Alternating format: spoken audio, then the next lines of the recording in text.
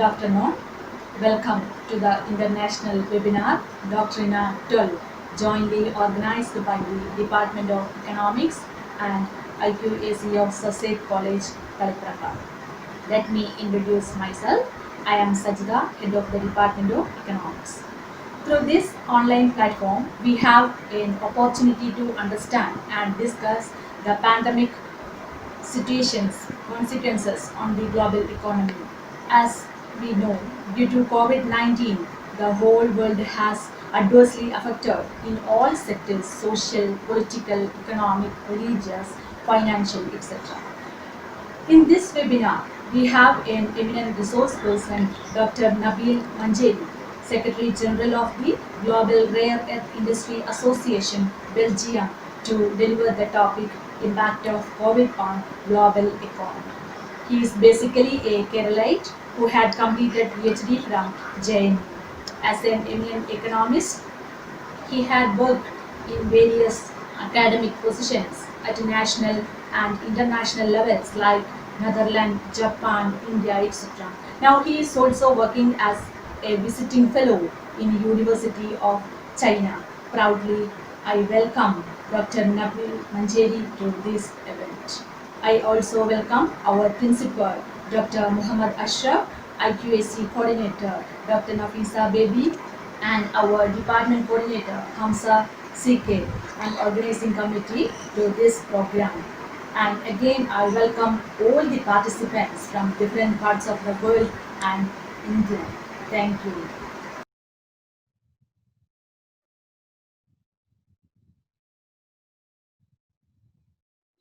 Hi everyone. Good afternoon. Good afternoon. Like our the chairperson of the Department of Economics said that I am myself Nabeel Mancheri, and I'm happy to participate in this international webinar organized by Sir Syed College in Taliparamba, Kannur, and I see a lot of participants from all over the country. I could see from Kerala as well as from Bangalore, Assam. And thank you a lot for all of you to joining this webinar. I hope I could convey a global perspective what is actually happening globally on the impact of COVID. As as we know that it started in China, and we all locked down now. most part of the world. I myself are sitting in my home, working from home, and so that's the main, we all aware of it. And so like the department head mentioned, I'm currently head an association, an organization in Belgium. It's called Rare Earth Industry Association. So I want to give you a perspective because there are also a lot of students, and I was basically an economist, but I have, it's also give you some kind of inspiration, what is economics and how far we can grow. So the association I head now is called Rare Earth Industry Association, and we all studied chemistry at least till 10th, and we all know this table is called, the periodic table. And in the periodic table, if you could see the orange colored one, that is called the rare earth elements. And there are 17 elements. And then we have all kind of iron, copper. So all the elements in the world is listed here. So the rare earths are called, it's grouped as 17 elements in one. And so it in these days, actually, when you have this kind of, including, our Zoom meeting, electronics, this globalized world, the importance of these elements have grown very, very fast. And if you see the next slides, these are the, wherever you look into, wherever application you see it, there will be these elements. And it's called, you don't need it like iron ore or copper in bulk, but it's called industrial vitamins. The vitamins is required for our body, it's very tiny. So same like for the wide variety of applications, you need these kind of elements. For example, you need it for your computer, your mobile phone, and new energy, especially for new energy applications like electric vehicles, electric cars, electric bikes, and also wind energy turbines. And, and you need these elements. And then also it need for for battery materials, and then you need it. It's in the first phase, like if you need the led bulbs, lcd bulb, lcd screen, that kind of thing, then you need it for the catalyst. It's for refining the petroleum. You have the crude oil to refine the petroleum to make it petrol or diesel, or also to for the industry vehicles. If you see the diesel engine or petrol engine vehicles, it emit a lot of nitric oxide or carbon dioxide. So to make it more green, so you need catalyst in every vehicle. Then you have the application in ceramics, in glass polishing, and a lot of other minor application in the fertilizer and the pigments, and also in nuclear reactors, and also in defense you have a lot of applications. And then so for example, if you look now, most of us have the phone, the smartphones, a computer combined with the phone, so that's smartphone. If you look at this periodic table, if in your pocket the phone you have, it contained almost 70%. In periodic table you could see more than 100 elements. In that, almost 70 elements you could find in a smartphone. For example, in an iPhone. And where it is used, the moment you touch your phone, when you touch, and if you want to move your screen, you need one of these elements to do that application. And in the screen, the orange one shows that the elements, the these elements is used in the screen. Then you have the blue one for the battery. Then for the electronics you have the magnets for the speakers, and you have the capacitors. And and and also when somebody ring, and sometimes your phone vibrate, and you have also sensors in certain places. So you need all these kind of elements. So we actually live in a very complex world. And the interesting things, with background with the COVID, these elements are not produced in a single country. If any of you know get your phone, and you could think where the materials are coming from. You trace it back. If you could see, the niobium containing in your mobile phone is coming from Brazil, for example. And the cobalt containing in the battery, these days the lithium cobalt battery is very famous, lithium ion batteries. And the cobalt could be coming from a very far remote conflict affected area in DRC Congo. And and the graphene could be coming from Inner Mongolia. So to make it a phone, you need a lot of materials coming from all places of the world. And so if a pandemic like this, a pandemic, affecting all part of the world, you could imagine how effect it could be on the production lines or the international trade. So I will give you. So that's why there are also other organizations or associations representing other elements. We only deal with the rare earth elements, and which is also very politically internationally politically active case. If you look at the rare earth elements, uh, for example. And why we build this association. It is a new association.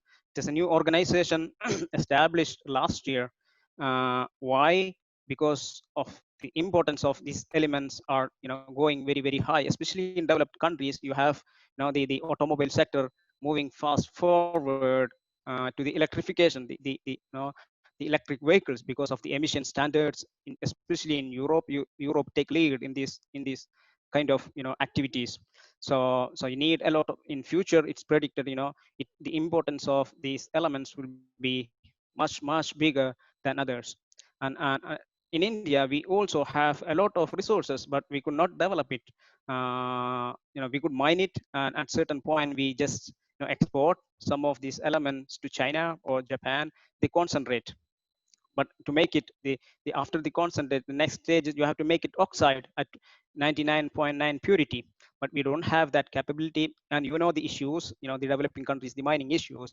For example, in Kerala, the place called, or in Tamil Nadu, like Kanyakumari, or in Alappuzha, Chavara, or Alappad, you recently heard about the the mining of the beach sand minerals. And these beach sand minerals contain a lot of these minerals, including monazite, zirconium, and the rare earth elements.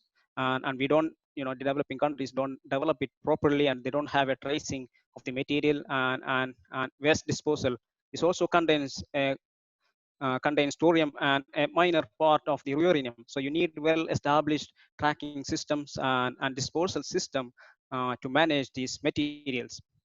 And this is also very politically active case, because currently China, like many other materials, uh, China controls the most of the value chain, also the supply chain. Currently, about 90% of this material are produced in China, 90%. And India, all over the world, we are dependent on China for this. And what happened if one country uh, dominate any of the supply chain? And my PhD was on, this kind of, when I did PhD, was looking at the of the, we are the economic student, we know the free trade agreement, WTO, this kind of thing. And I was basically looking at the export restrictions of various countries, especially between Japan, India, and Australia. So one country, when if one country dominate the all value chain, or one material, that could be used for political mileage. So what happened in 2011, when there was a territorial dispute between China and Japan, in a territorial in the sea, it's called Sengaku, in the East China Sea, South China Sea, between Japan and China. So one, Chinese military ship crashed to a Japanese fishing boat, saying that they have overpassed to the Chinese territory, but it's actually a controversial. So what happened is that when the territorial dispute escalated, China suddenly stopped export of these minerals, the rare earth elements. And the Japan is a high-tech country. They don't have any resources.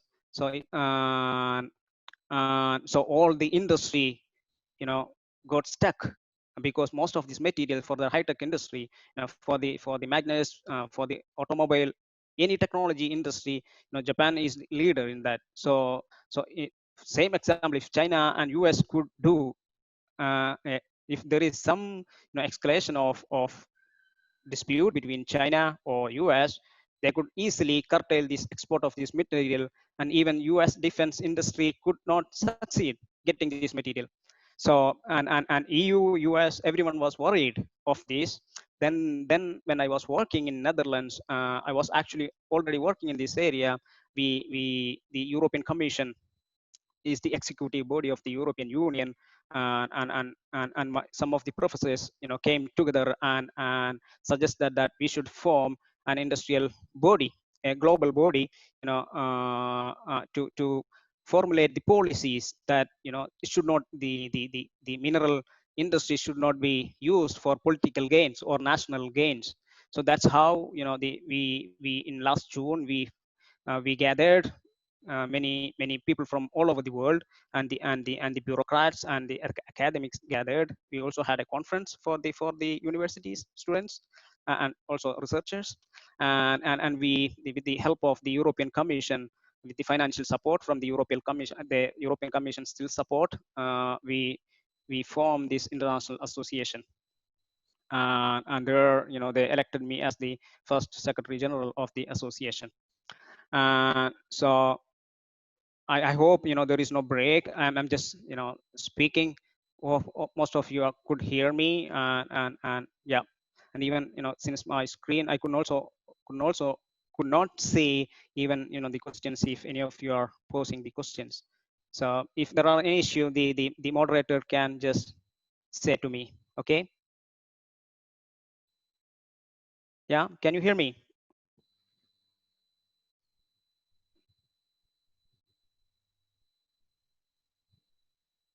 Yeah, okay. I could not see any response, so I move to next. And our mission is to develop a strong and balanced. Our aim is to develop a strong and global uh, stakeholder network that comprise, most of the big companies from this sector and also some of the government agencies.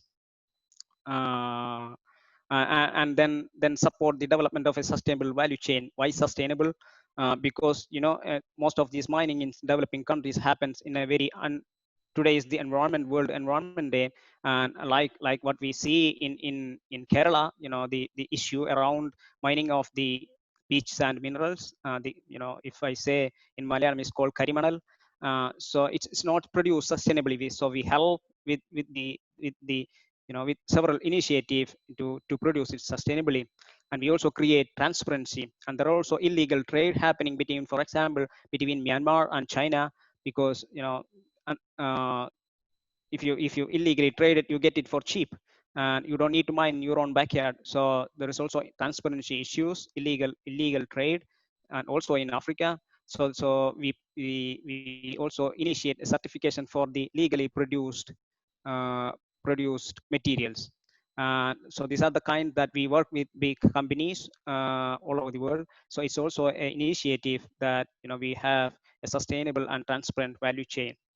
And the mobile phones you are having in hand, you could not say if the material is mined in Congo by a 7-year-old uh, you know old kid who cannot go to school. So that we should be ashamed if you are using. So we should be able to track the material, where it is produced, where it is illegally produced, where it is legally produced. So all these issues are we are dealing with.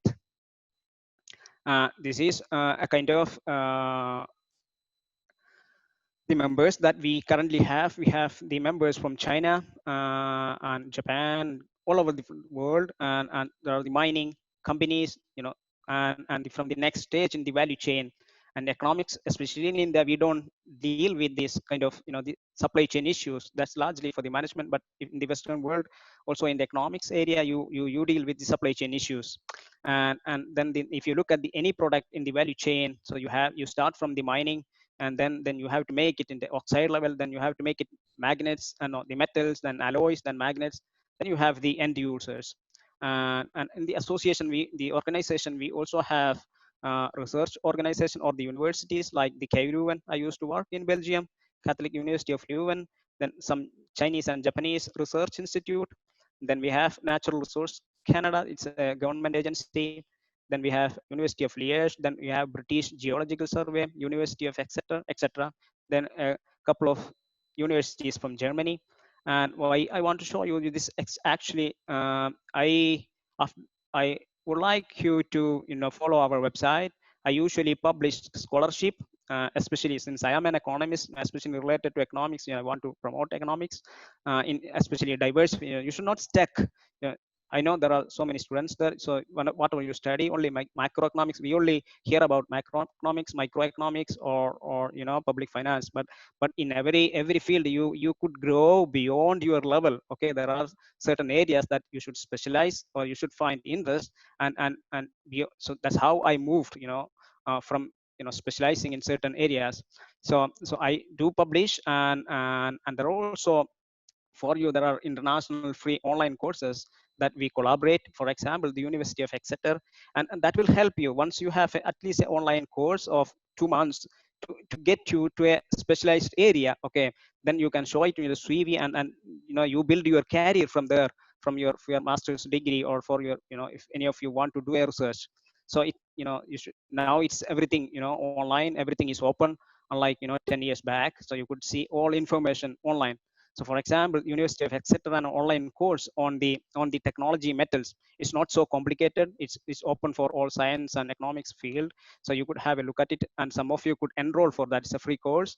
If you look at our website, the globalria.org, you will find there the information about that course, and they will also give a certificate. So similarly, I also publish the scholarship available from our group, and we also, I don't know if any of you are doing research. There are also assistant professors listening to. So if you are publishing anything on the material or resources, we also help them to publish internationally, because to open access. If you publish in Elsevier or Springer, you need to pay a certain amount to be open access. So we pay that money, so it could be reach to wider society, especially in developing countries. They cannot buy these articles. So now I move to the global, the pandemic. So you, any of you can come back to me or to the research people in the college, and if you have any doubt, you can come back to me, or yeah, and my emails and everything is in my in our website. And if I specifically look at the impact, now we see the case is still going on, especially now the India is the epicenter. It started in China in first case maybe in end of 2019, and most of these companies members we have is also Chinese members. We were worried how the supply, because most of these materials, most of the high-end materials these days comes from China. So when it started, we had a disruption of the supply from China, and then the pandemic started to move to Europe, especially to southern Europe, like and like Spain and Italy, and now the case has gone moving to Latin America, Brazil. Now we have about 7 million, 70 that's 70 lakh, almost 65 lakh total confirmed case globally, and now most of the cases in India is going up, Italy and Spain is kind of stabilizing the growth rate, and also the global death more going to be about 4 lakh, if 3 lakh 87,000, and largely in United States, US and UK, Italy, Brazil, etc. So it's you see the middle of the graph is all over the world, and it has impacted the global economy considerable way. Unlike if you remember the 2018, 2008, 7-8 crisis, the global crisis, it has not yet reached that level, but but that was a kind of a structural cases. But this is largely on the supply side impact we could see from this pandemic. So so this is the GDP from the world, from the IMF forecast. Since we are all economists, we are happy with these figures and tables rather than text. So 2019, the global, the real GDP growth, some of that we used to grow at 10%. So the global, I mean we means India. The 2019, the global growth was 2.9%, the average, yeah. And the original forecast for 2020 was 2.9, but now we are yet half of the 2020. Now the pandemic started in early this year, so now they have reduced the GDP forecast to 2.4. That means around 3% to 2%. So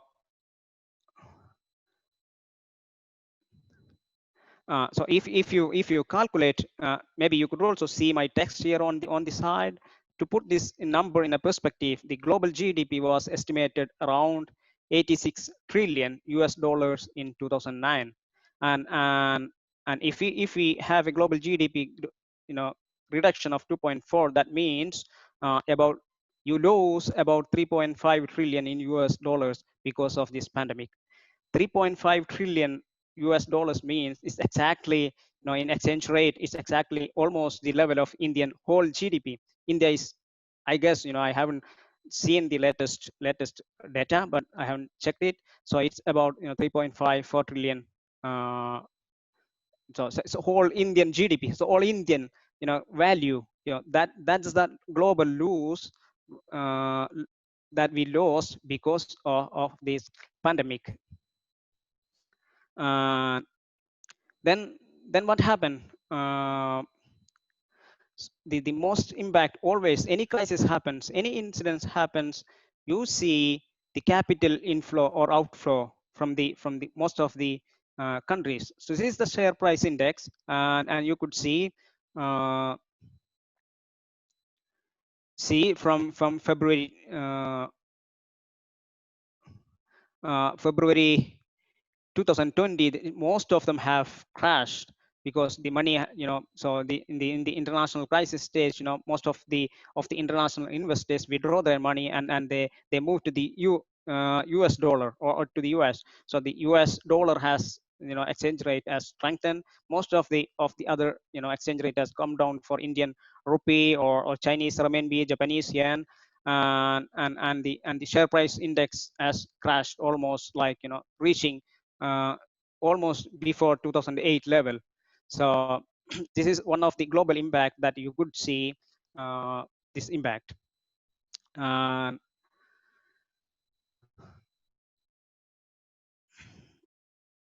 uh, then most of us, daily basis, we hear about the crude price going down. uh, Actually, the world crude price is, there is an index, at least three index, there are several indexes. The major the main one is this, the OPEC basket, crude price. OPEC is the countries, they have an organization like us. It's called, oil producing exporters association, OPEC, and they have a price index. Then you have the uh, WTI crude oil prices. And then you have WTI, means it's an index based on the New York Mercantile Exchange, but it's called West Texas Intermediate. It's a kind of oil that produced in US, and it's exchanged in New York Stock Exchange. So there's a price for that, and it's also not only spot price, it's also a future price. Some companies make future predictions and they price it, and many of us were surprised to see that, the WTI price even went to negative. It's not for the spot, but for future you trade. Economics in share trade or in oil, you trade for the future. In 3 years, in 5 years time, you trade in your asset. So that future price went up to, minus 25% almost, but has recovered.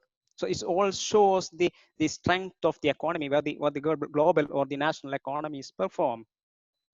And then you have the blue, it's called Brent. That's largely the oil produced in north of Europe. Close to the Norway used to be the leading producer of oil. So on the North Sea, they have the oil produced there is called Brent oil. So in TVs, okay, Brent oil price, that's also another index. So that's also have reduced. Then you have, the index for, Dubai oil or Qatar oil, and there are several indexes that you can, see the index for the so most of the oil prices have come down because the demand for the oil has been going down. So basic, price and demand relationship. And if you look at the WTF forecast for the merchandise trade, the the historical, export or the world trade has been is comparable to the world GDP. The export also has been 2.9% increase, have seen 2018, but 2019 you could see a minus 0.1% compared to 2018. But the WTO predict that you could see anything between the global trade decline because of the pandemic, 13% to 32%, 13% to 32% as a result of the economic impact. That's I could see uh, happening.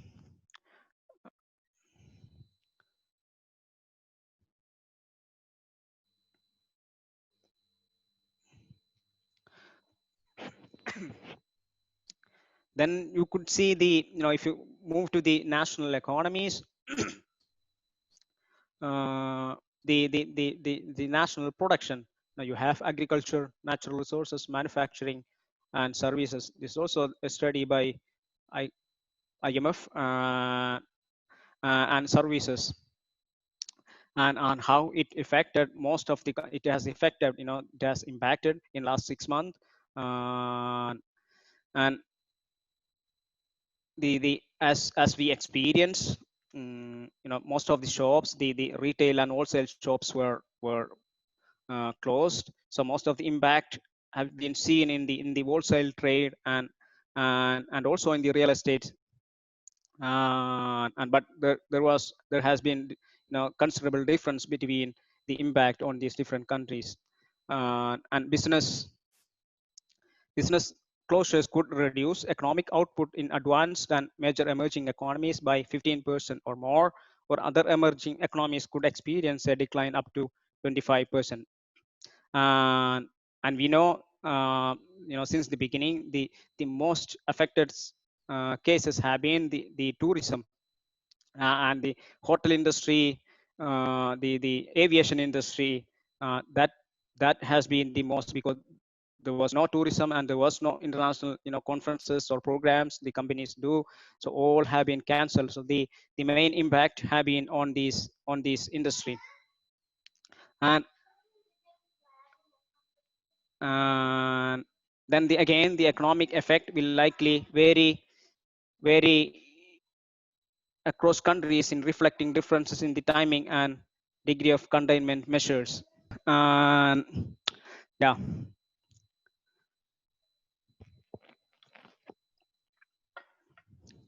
then as I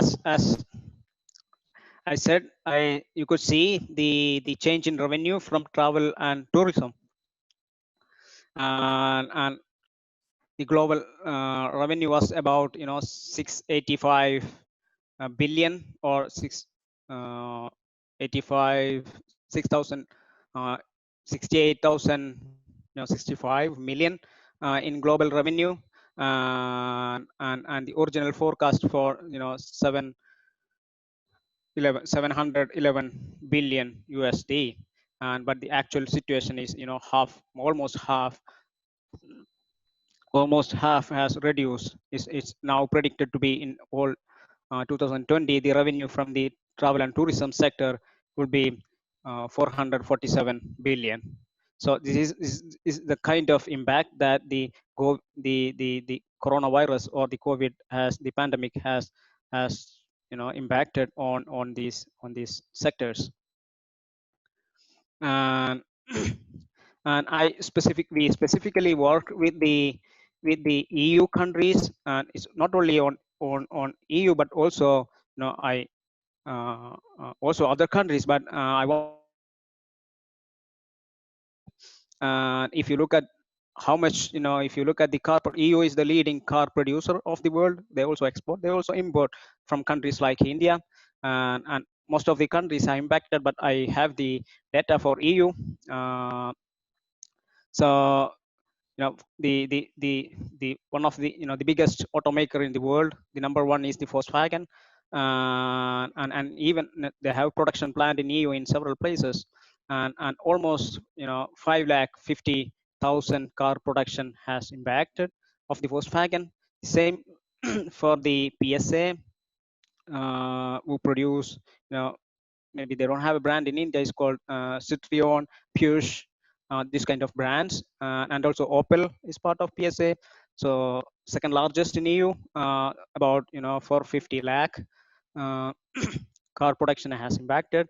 Also Renault, Nissan, then BMW, the Mercedes, Daimler, then Ford, Fiat, Chrysler. So all of them have impacted of their production. 10%, for example, uh, production of Toyota, for example, impacted almost 16% of their total production. So it has the volume impact. And because of the coronavirus, most of the factories all over the world were closed, and when they reopened with several measures, and they could not run. Only some companies open for 2 days in a week or 3 days in a week, and even if they produce 2 days in a week, there was no demand. The cars or any other products, it's applicable to any other product. So if you keep continuing producing full 7 days in a week, if there is no demand, it will be, it has to be kept somewhere, and finally you have to stop your production. And so I'll give you an example of that. And then if you look at the EU countries, it's is the numbers affected by, not by the companies but the countries. EU almost produce 2 million, that is 20 lakh cars, 20 lakhs car per year, and EU alone. And the global total production of automobile is about 100 million. That means 100 lakh. Uh, so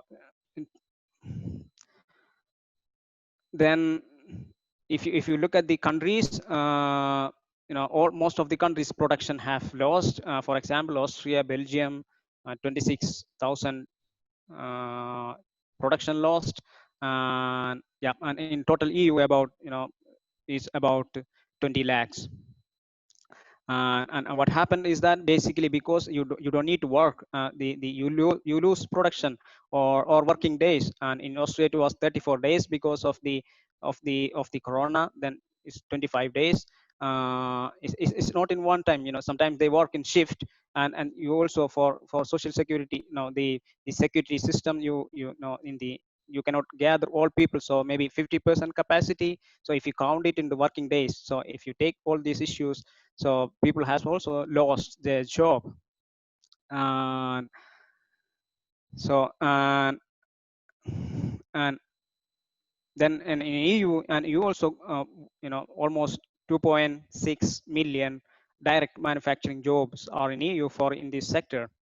That means 2.6 million means 2 million is 20 lakh, 26 lakh people work in EU on these sectors. And the production employees affected was various. For example, in Germany it was about 5 lakh 68,000. If you see here, 5 lakh 68,000 loss employees could affect out of these sectors. And if we talk to number of companies, they have been, to, because there was no demand, there was no sales, most of the showrooms were closed. So if they continue to produce, okay, if they work 2 days a week, they could move, they have the and the all the economies start working from end of July. Yeah.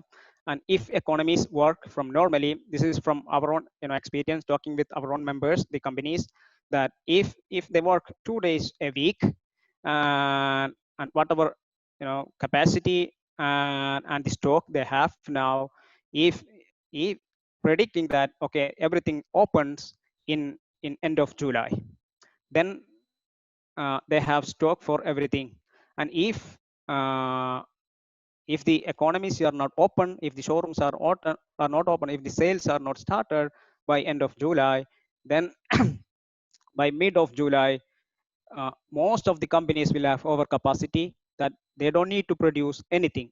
Most of them have to stop production. So that means because they already have produced for the demand starting from August. So this is kind of especially for EU countries, and then they will only have to looking at the export market. For example, if China is much better now, or Japan much better, then only export could go up. So these are the future impact of these production lines. So everyone hope that by August at least countries get back to normal and work again. And most of the international, or most of the countries have started or decided to open up their operations. For example, flights will start from varying from July 1st to some countries even restrict up to August. So like island countries like Australia, they have longer restriction level. So for the people's movement, so the air and air travel and tourism industry may be open up a bit more late than the logistic trade, like the trade in agriculture or trade in automobile, etc. uh, then the next case is, I'm looking at the time. And the next case is, most of the countries globally have uh, announced different package for their industries. It's not only it's called simulation, we all know about, we are students of economics. And but also in the simulation, if you look deep, there's also supply side simulation and the consumer or demand side simulation. And if you look at, it's also varies, very developed countries are much more, Europe and Japan or Korea, United States, they spend a lot of money, but maybe compared to their GDPs. For example, Japan, I have personally, I lived in Japan for quite some time, and Japan, 21% of their current GDP they spend on simulations. Japan is very, because they learned it. In 2008, I was 2008. I was in Japan during the crisis. 2008 crisis. I was doing my PhD, part of my PhD there in Hiroshima, and even for foreigners, as part of the simulation, we got a considerable 2 times. We got money in, like our Prime Minister announced. We get money in bank account, and so even foreign students and everyone get a certain amount in their bank account. So that, that's, it's the consumer, consumer, side or demand side simulation. So you could spend, and if you are difficult, so so the sales could pick up. Then the government also provide loans, or simulation measures to the companies to start production, because they don't have sales. So that's also the supply side. And and now, compared to, and if I look at the simulation package of India is largely for the supply side, but we also have demand side. If you increase the amount for the Narega, that's actually, it's the, or of your PDS system, you spend a lot of money on subsidies for this, so it's the consumer side. But is we are a continent, we are equal to Europe, India in population, or even bigger, or even, so we are a continent the size. But whatever it is done now is and our almost 75% of our population are still below middle, is not a middle class, below middle class, if you how you define the middle class. And so still a lot need to be done for these migrant workers and that kind of people. And so almost all countries have started this kind of simulation program. And for example, and the smart countries, the for example, some developed countries, they also, they have money, they have resources, so they could invest in different ways. For example, Germany yesterday announced 100 billion for the for the automobile industry, because that's the backbone, one of the backbone, of the German economy. And 140 billion euro, 140. And France last week or a couple of days back announced 100 billion euro for stimulating, and what, how they do it. And also they have other targets. For example, they spend this money on the, for the electrification, okay, only producing. So so in Germany, for example, I'm giving you an example of the how the developed countries work. In Germany, if you want to buy an electric car, you get almost 10,000. If a car is value 40,000 euro, electric nice car Tesla is valued around 40,000, then you get from the tax, from the state, about 10,000 similar subsidy. So you don't need to pay 10,000. So it's also a consumer simulation. And also similarly in Europe and in France, they get almost 5,000 euro if you buy an electric car. So they all, along with the simulation, they also concentrating on the aspect of sustainability, global warming, reducing global warming, environmental challenges. That so in EU as a total, so they have this kind of simulation package directed towards the sustainability initiatives. So that's the kind of simulation packages that we see, and how it would be effective. If you see the next one. I hope you can read it. So on the y-axis is a kind of scenario building we usually do. So on the y-axis you have the response to the COVID, how you respond to the COVID pandemic. It's a worst case and best and better case scenario.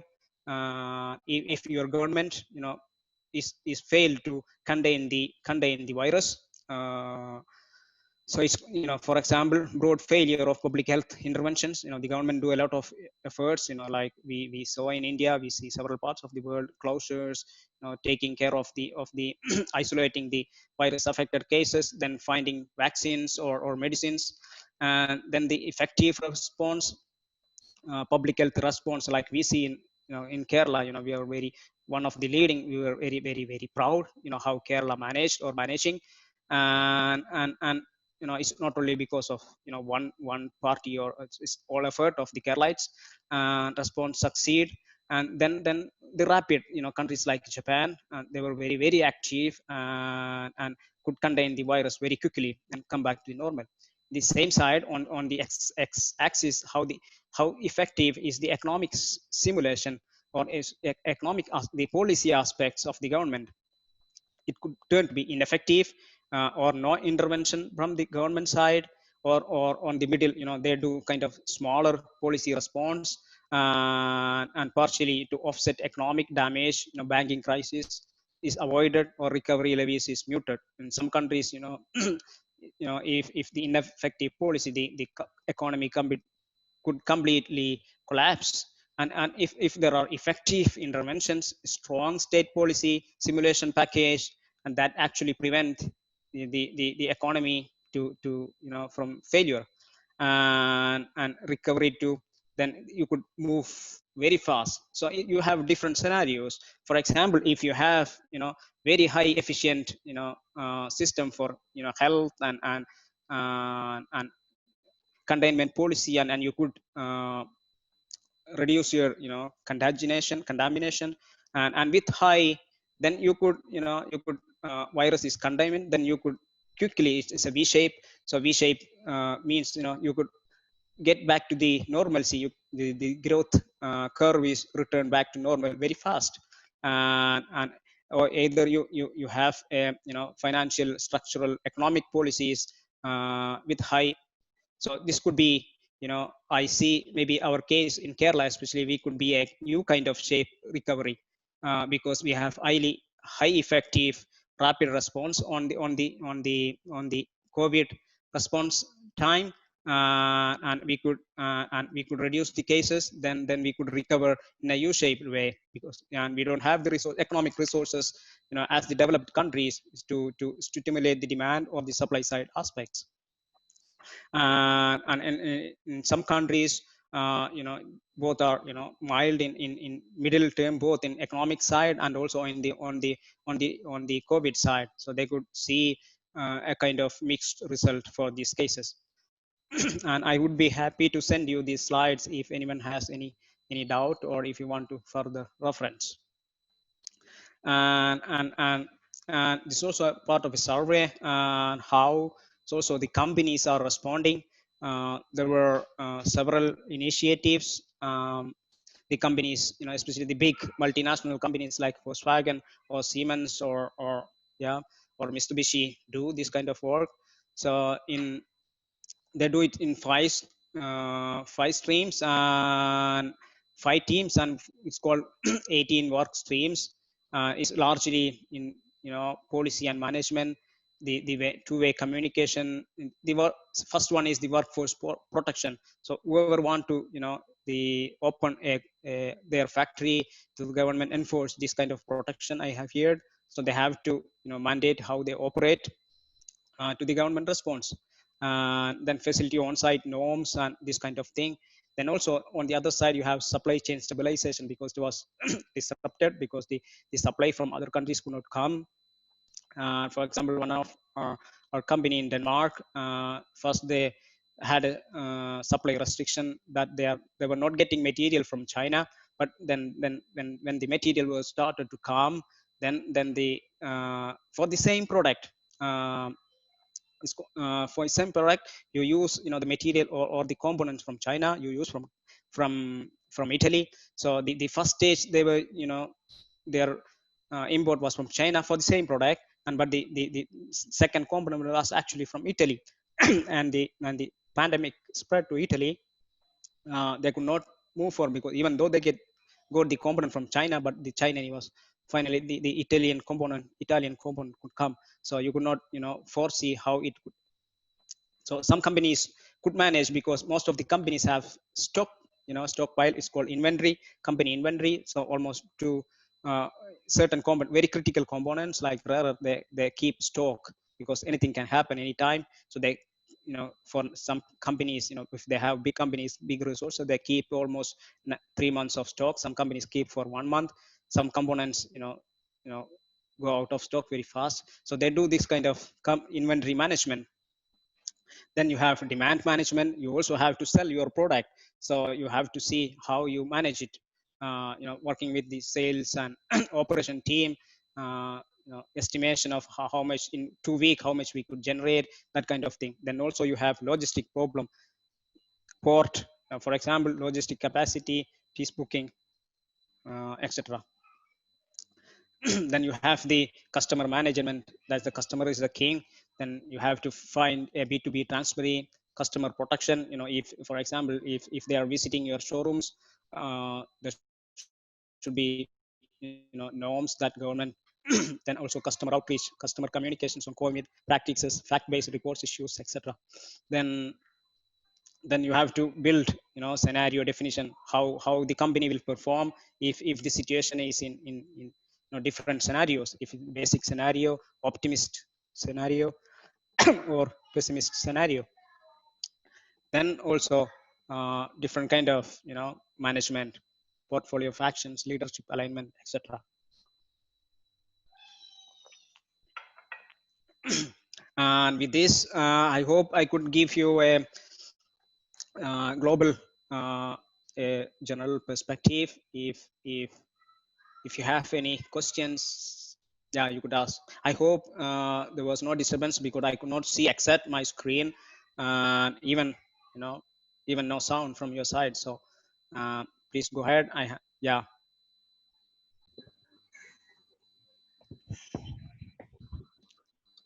Thank you all participants. Okay. Hope you enjoyed.